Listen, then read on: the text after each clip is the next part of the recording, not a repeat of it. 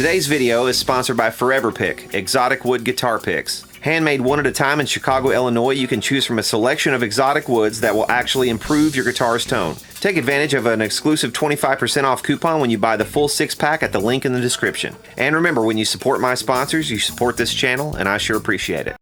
Hey y'all, Shitpost Friday! This one I thought was really interesting. In this article, it outlines the licensing deal that's been struck between Gibson and this Detroit-based Echopark Guitars. Echopark Guitars recently moved to Detroit from California. I think this article said they were from originally. And they're touting this as a throwback to the Gibson guitars made in Kalamazoo, Michigan days. Like, so we've got some, they'll have guitars made again in Michigan, but by this other company named Echopark. And is this not what I was talking about in my 5 things Gibson needs to do to stop sucking video? Ironically, weirdly enough. But these guys have actually struck this deal, and what it's going to do is it's going to allow Echopark Guitars to produce, in effect, Gibson guitars. It's going to have Gibson logos on the headstocks. It's going to have the Gibson brand headstocks. It's going to have the everything, all the Gibson licenses for, this article claims, for the Les Paul, the Explorer, the Firebird, the Flying V, and the ES335. So basically, Gibson is going to be outsourcing some of their production to this other company, which is just really interesting to me. This would mark the first time that I know of in Gibson's history since their early days of their amp manufacturing that they've outsourced really anything. Now you can quibble with some of the, like the Tronical stuff, I think was outsourced. I think the R&D certainly was outsourced, obviously.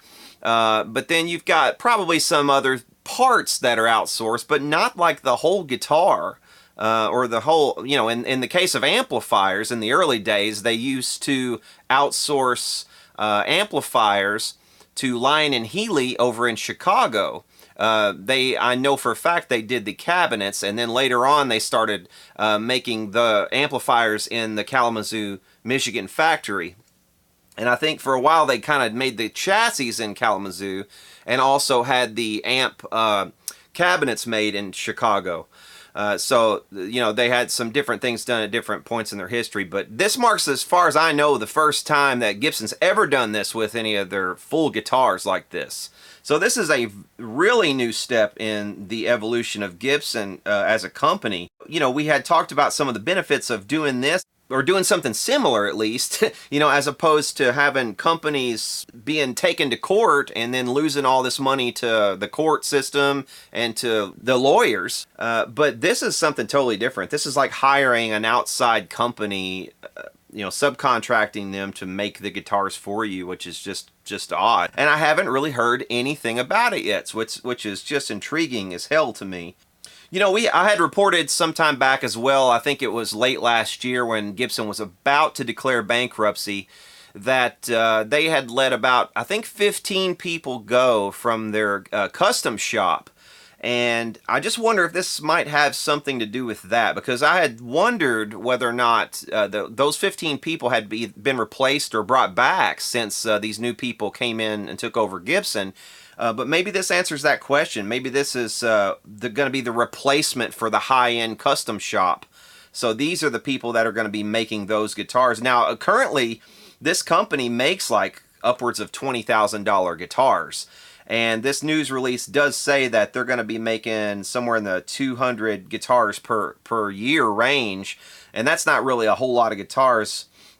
So I'm presuming these are going to be the really high-end guitars.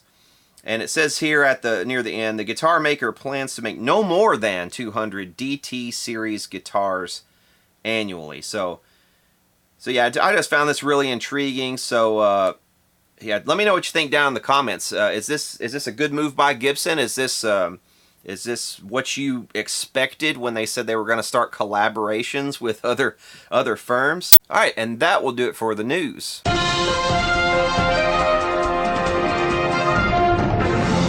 Before I open the regular viewer mail, I wanted to read a letter that was sent to me. This came by airmail all the way from England. I don't know if you can see that or not. And it's really interesting to get an actual, an actual handwritten letter for a change. We're so used to email, I guess, in today's world.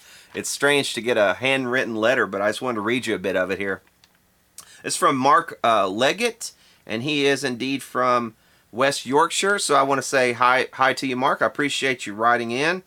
Hi, Brad. Hope you don't mind me writing to you. Just like you to know that what you do on YouTube is fantastic. You explain things so clear that blokes such as myself understand what and why you do what you do to amps.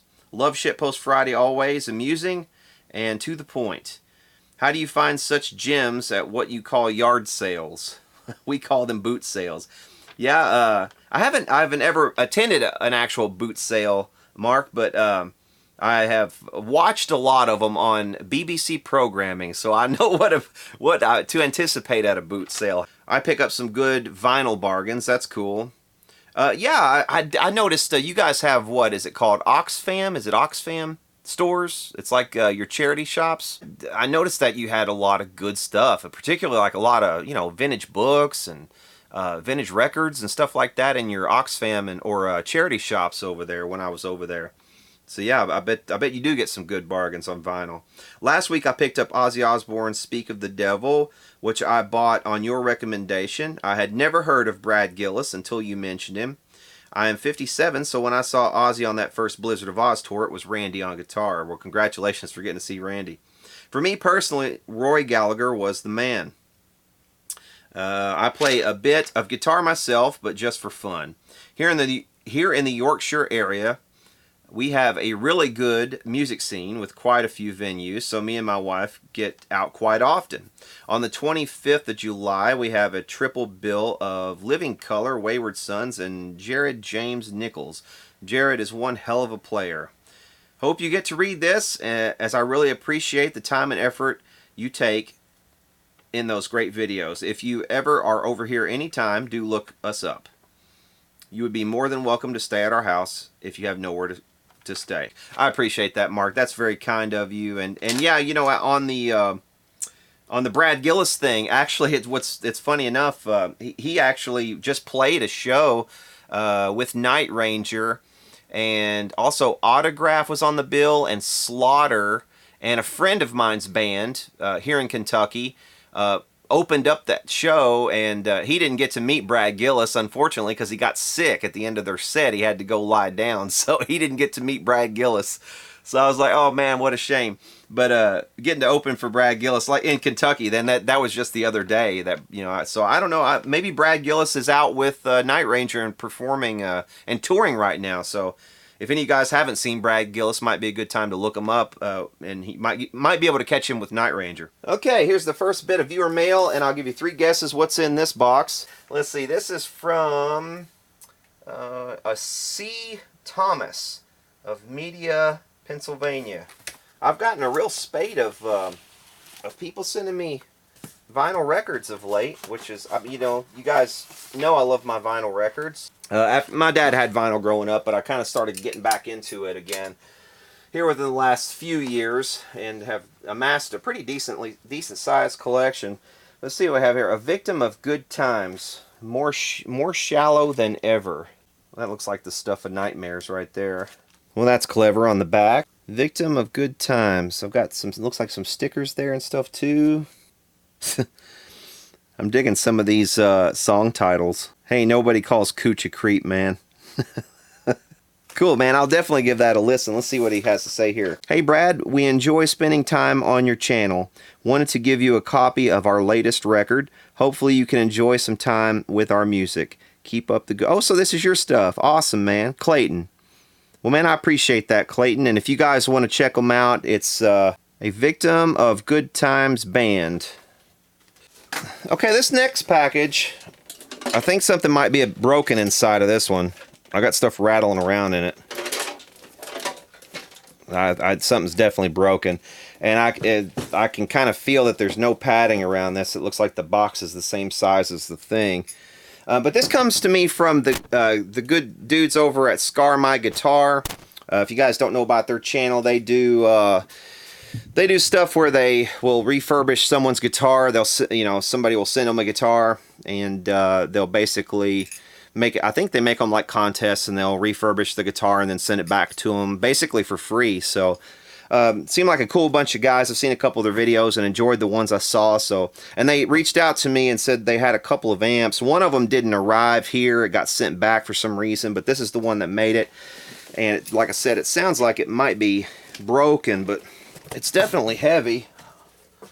And I know it's an amplifier. They said it was supposed to be a tube amp, but this is actually a solid state. And yeah, definitely something is loose inside of there. It's taking some wax on the way here. It looks like maybe there is a loose, I don't know if you're going to be able to see it, but right down in there is a loose resistor. It's like a big sand resistor. So God knows what kind of state this thing is in. And like I said, it's solid state. You can see the transistors, the output transistors there. And what model is this? What is this thing? This is a, let's see. It's really not telling me a whole lot. It's just got like left channel, right channel. 60 watts per channel maybe. But yeah, this, you know, like I said, oh, it's a Dynaco. There we go. A couple more big transistors up here.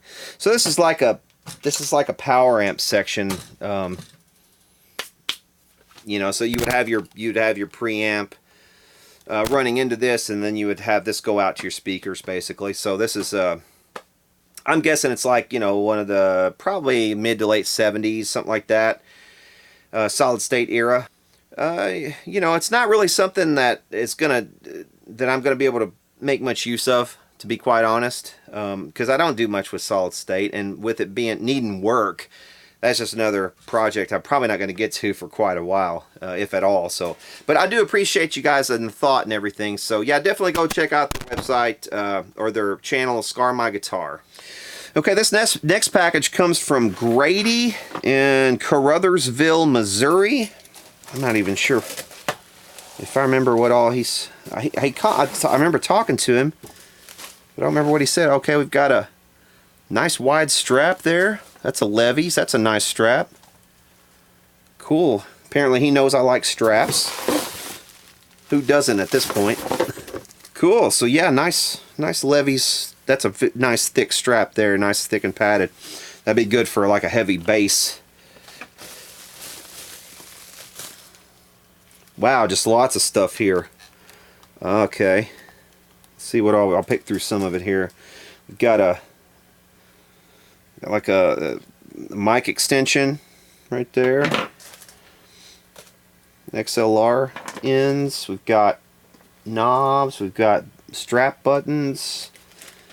We've got whatever the heck those are. DiMarzio's clip locks. That's cool. More strap buttons.